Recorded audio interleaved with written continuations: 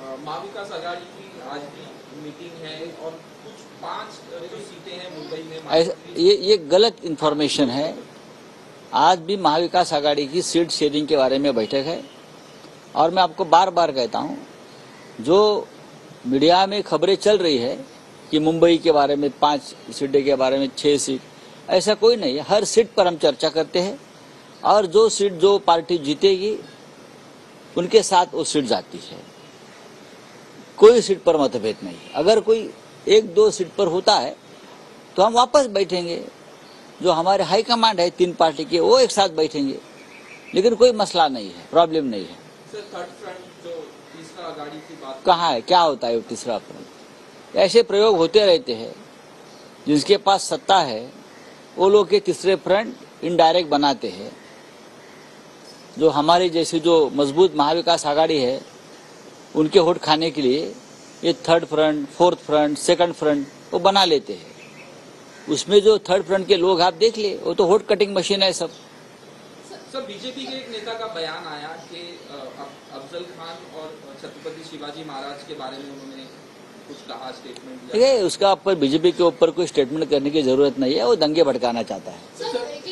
विधानसभा निवडणुका जवळ येत आहेत, पण नेहमीप्रमाणे नरेंद्र मोदी जे आहेत ते महाराष्ट्र दौऱ्यावर आहेत। आज ते अनेक विकास कामांचं उद्घाटन देखील करणार आहेत। याआधी देखील त्यांनी विकास कामांची उद्घाटन केली, त्याचं काय झालं आपण बघतोय। हा प्रश्न भारतीय जनता पक्षाच्या प्रमुख नेत्यांना विचारायला पाहिजे।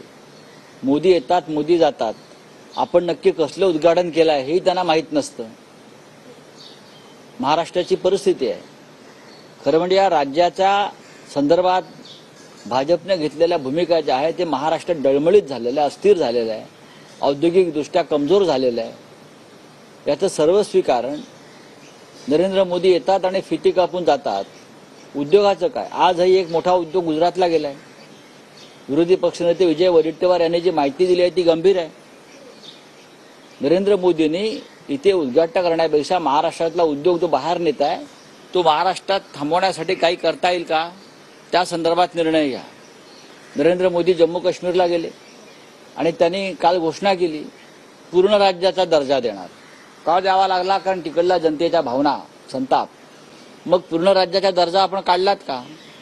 त्याच पद्धतीनं महाराष्ट्रातला उद्योग जो तुम्ही गुजरातला नेलेला आहे, आमची मागणी आहे तो परत आम्हाला महाराष्ट्राला द्या। सर, बदलापूर हत्याच्या प्रकरणात आरोपपत्र दाखल झाले, मात्र शाळेत संस्थेचे अध्यक्ष आणि सचिवांना अटक नाही झाली। आपटे आणि कोतवाल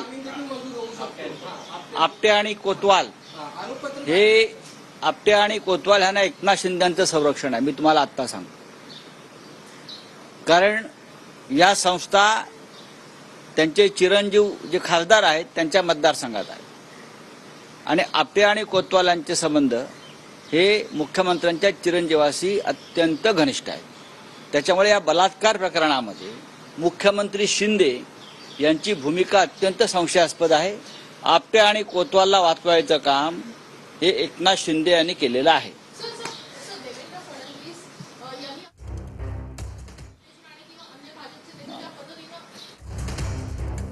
भाजप दंगली भडकवण्याचा प्रयत्न करते असा आरोप संजय राऊत यांनी केलाय। नितेश राणेंवरील प्रश्नावर संजय राऊत यांनी उत्तर दिले आणि भाजपवर टीका केली।